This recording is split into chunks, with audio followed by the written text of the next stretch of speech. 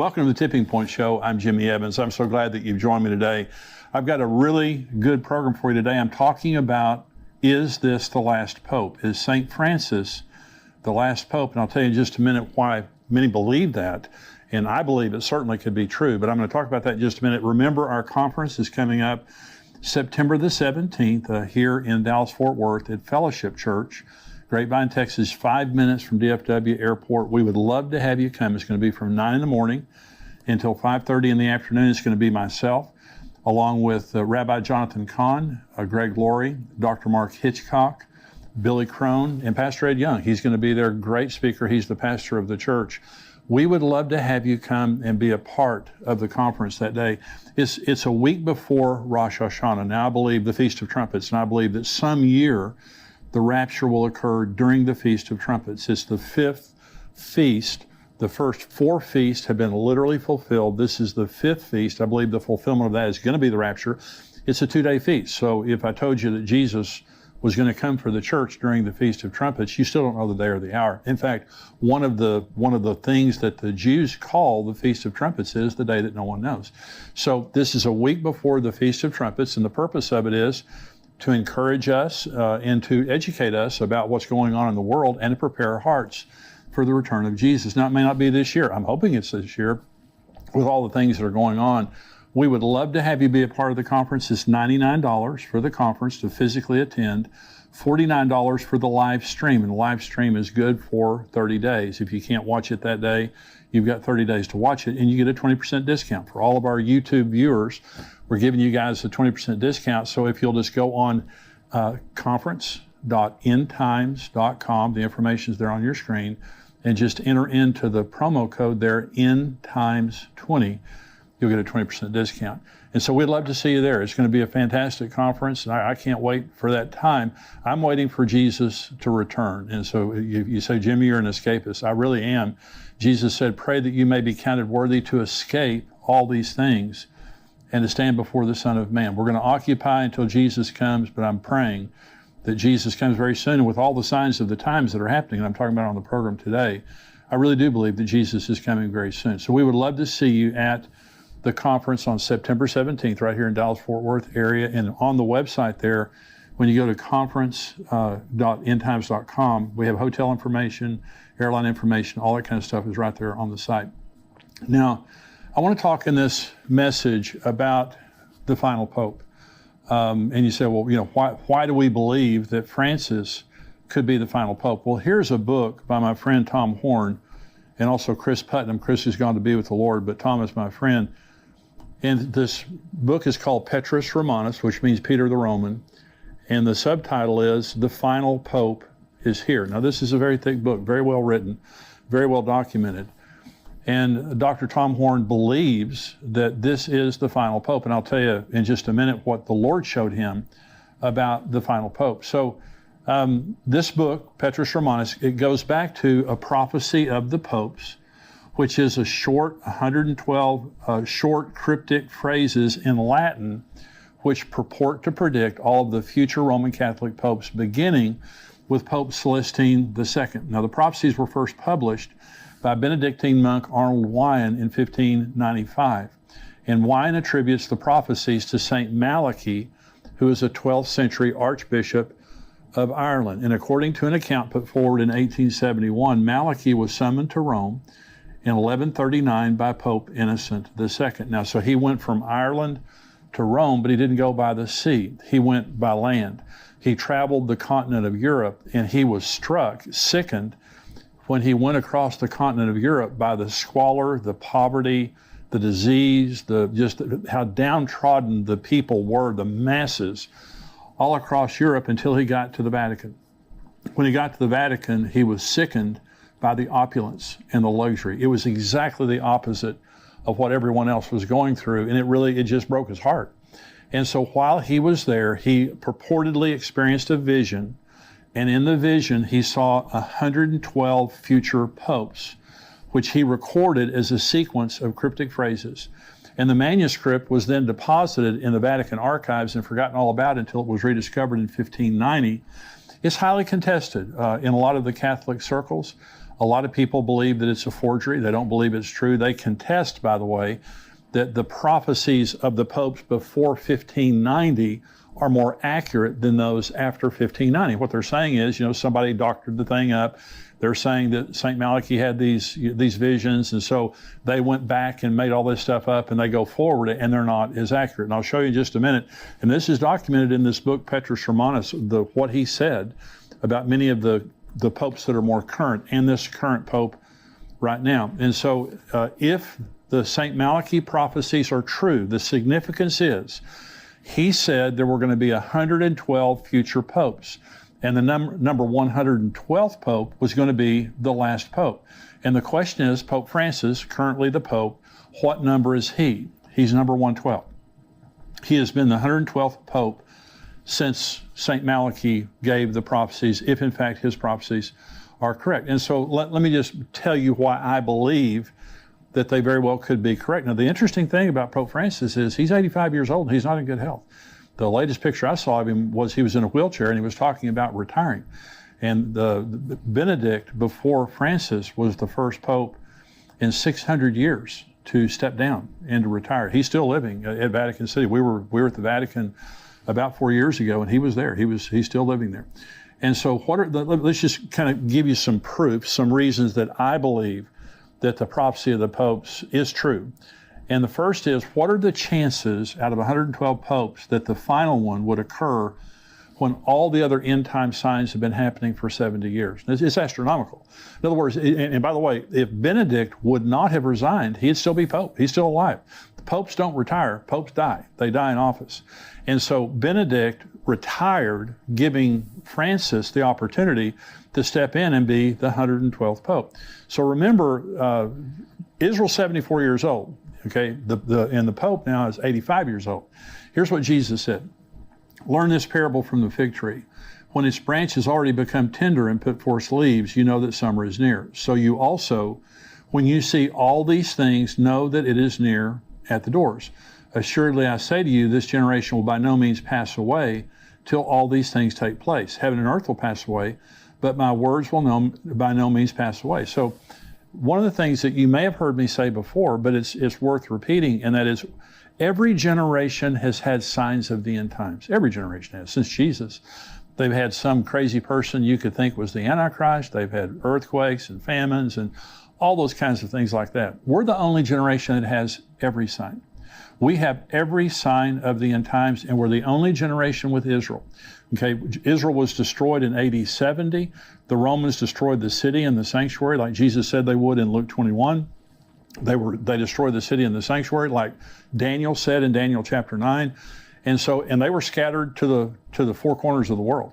Okay, until 1948.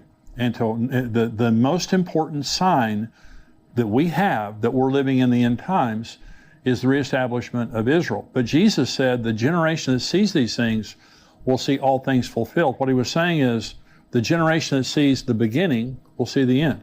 And so Psalm 90 says the days of a man's life are 70 years, or if by reason of strength, they're 80 years. We're 74 years in since Israel became a nation. And we have a pope who the St. Malachy prophecies are saying is the final pope, number 112, and he's 85 years old and not in great health.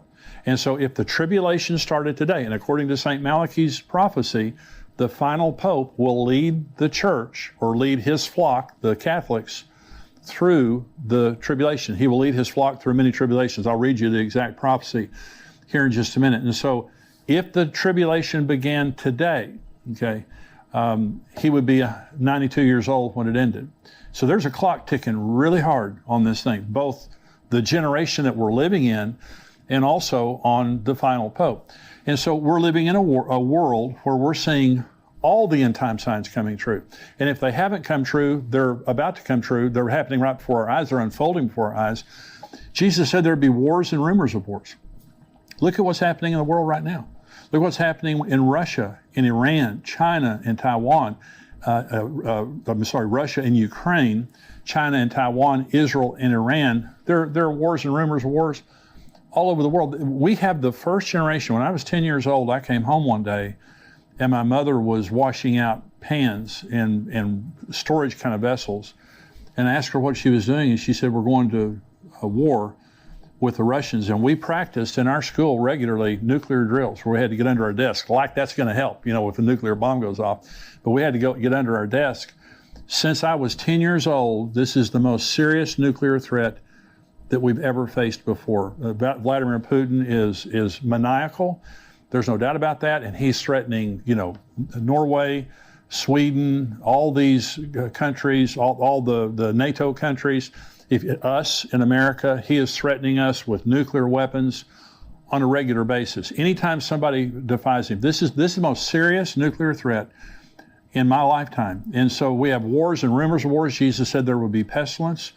Look at COVID. COVID is still making people sick all over the world, but we're in the third year now, almost the third year of COVID. And so look at all that's happening in the world. Famines, we have a worldwide food shortage right now. Where you have baby formula shortages, the worst crop in China's history. Their winter wheat crop was worse. 71% of the United States wheat crop was affected by drought. Where I'm from in the Texas Panhandle, somebody told me last week that their entire wheat crop is wiped out. That's the breadbasket of America up in the Panhandle of Texas in that area. And so famines, we have a very serious possibility of worldwide famines that are happening because of bad crops all over the world, and the fact that the sanctions are on Russia, and Russia and Ukraine export 1/3 of the world's grain. So we have a very serious thing. Worldwide fear and panic. Jesus said that men's hearts would fail them for fear and the expectation of things that are coming on the world. Mental health issues are epidemic. And suicide is epidemic, especially among young people. There are a lot of people killing themselves. And this is what Jesus said would happen because of just the oppression of the things that are happening, multiple things that are happening. People would just lose heart. Worldwide anti-Semitism. One of the things that has to happen for the end to happen is the whole world has to hate Israel, because the last scene of human history is Armageddon, when all the world marches against Israel. And by the way, right now, and I was telling you last week that President Biden wants a two-state solution for Israel. He's going to Jerusalem next month in July. He'll be the first president ever to visit East Jerusalem. He will visit it without any Israelis with him. They are bypassing the Israelis and opening an embassy now, a consulate in East Jerusalem, formally recognizing East Jerusalem as the capital for the Palestinians, and going to pre-1967 boundaries. This is what they're pushing for, which means 200,000 people, 200,000 Jews lose their homes in East Jerusalem, 400,000 Jews lose their homes in Judea and Samaria, known as the West Bank. They also lose the Golan Heights. It's not going to happen. And so anti-Semitism is rising all over the world. In Israel, in the United Nations Human Rights Council, the only standing agenda item is Israel. Every single time the Human Rights Council of the United Nations meets, they talk about Israel. And by the way, America called their hand on that just recently, which is a good thing. And so imagine this tiny little nation in the Middle East, the only democracy in the Middle East. They're more like the United States than any other country in the world. This tiny little nation has the world's attention, and the world hates them. They have been censured by the United Nations more than any other country in the world. And so why do they hate them so bad? Because it's the end times. It's a spirit. In Joel chapter 3, God says, I'm going to bring all the nations down to the valley of Jehoshaphat, and I'm going to enter into judgment with you there on account of my people, my heritage Israel, whom you've scattered among the nations, and you're dividing up my land. That's happening right before our eyes. So we have the 112th Pope in office, the last Pope. He's old. He can't live very much longer. He's old. And so we see all these end time signs taking place, the Gog-Magog war of Ezekiel 38 and 39. Look what's happening right now with Russia, Iran, Turkey, Syria. They're all on the northern border of Israel. Israel bombed the airport, the Damascus airport, just a few days ago. They bombed the tower, the runways, and they bombed all the cargo that had come in from Iran. And yesterday, Israel warned Syria that if they don't stop allowing the Iranians to fly weapons in there, they're going to start bombing his palaces. This is a big deal. And so I'm just saying, signs in the sun, moon, and stars, you go through all the things that are happening in the world right now. It's what Jesus said would happen. It's what the Bible said would happen in the end of time. And we just happen to have the 112th Pope in office right now. And so I'm saying that's one reason that I believe that it's true. Now, if he dies or if he retires, it's going to put that to bed real quick. If you have 113th Pope, well, that does away with all the conjecture right there. But for right now, we have number 112 in office. This book, Petrus Romanus, they talk about in the book, they document all the things that different popes that St. Malachy said about different popes. Let me read you just one of these. This is Pope Benedict XV. And from 1914 to 1922, he was the Pope. And St. Malachy said of him, religion depopulated. Okay, so in other words, he didn't know his name, but he just described Pope Benedict as religion depopulated. Okay, well, was that true? Well, he was the Pope during World War I, and during World War I, the Catholic Church was devastated as far as their members are concerned, but the Russian Orthodox Church lost 200 million members because of the Bolshevik Revolution, and some were killed and persecuted. So 200 million people left the Russian Orthodox Church because during the time of Pope Benedict XV, exactly what St. Malachy said would happen. And so Pope Benedict, by the way, the former Pope before Francis, his resignation was shocking because he was the first Pope in 600 years to resign. Of course, like I said before, he's still alive, but here's the interesting thing. Tom Horn saw in a vision, the Lord gave him a vision that Pope Benedict was going to resign in April of 2012. He said it publicly, that he was going to resign. Okay, well, it hadn't happened in 600 years, so it sounded kind of crazy. Well, so 2012 came and went, April 2012 came and went, and then the following year, in 2013, the Vatican announced that Pope Benedict was resigning. And then they gave an interview to the New York Times, and in the New York Times, they said he had actually resigned in April of 2012, and they were just now making it public. So why would the Lord show Tom Horn? Now, he's my friend, and you can see this on YouTube. Why would the Lord show Tom Horn that the Pope Benedict was going to resign? It's because I believe it validates, again, what they wrote in the book. I believe that this is the 112th Pope, and I believe that, many things are now let me say one thing.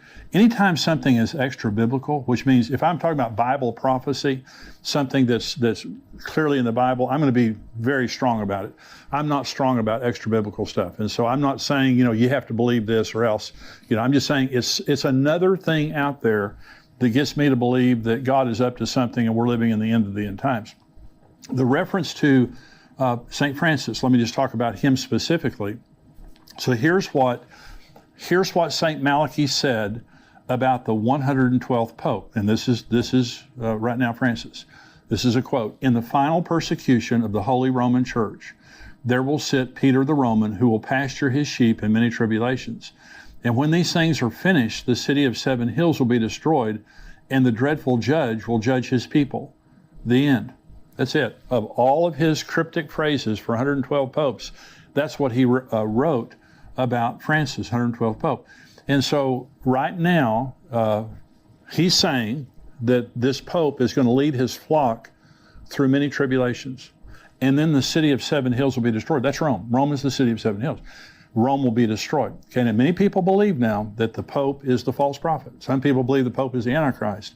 But they believe now that the Vatican City, Rome, will be a place of judgment when Jesus returns, judging the false prophet, the Antichrist, those kinds of things.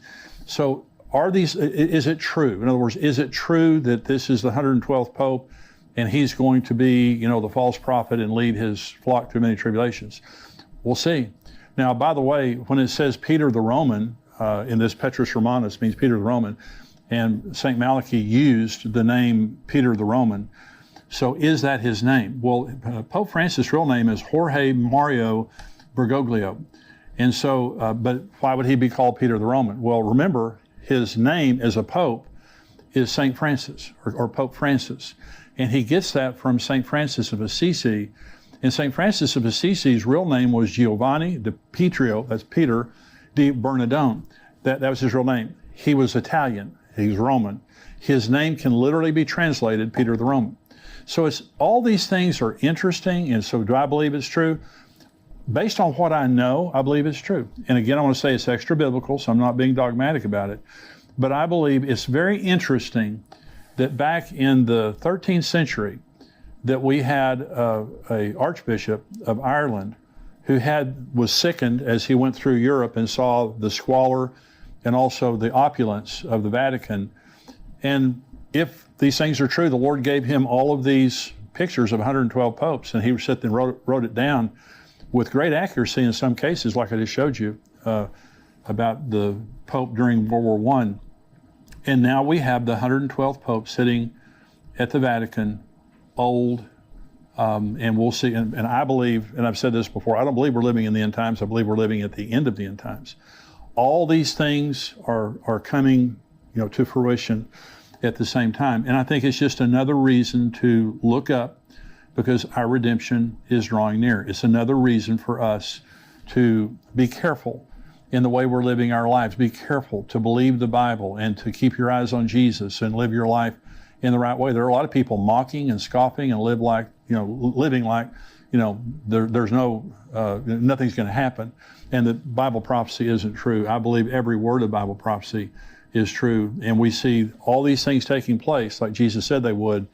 And very interestingly, we see the 112th Pope sitting in office right now. I hope that this has been a blessing to you. Now, those of you who are watching on YouTube, hey, be sure and subscribe to our YouTube channel and like this so that everything we have coming out, you'll be able to see it as it comes out. Also, endtimes.com, I'm going to continue on now with this podcast.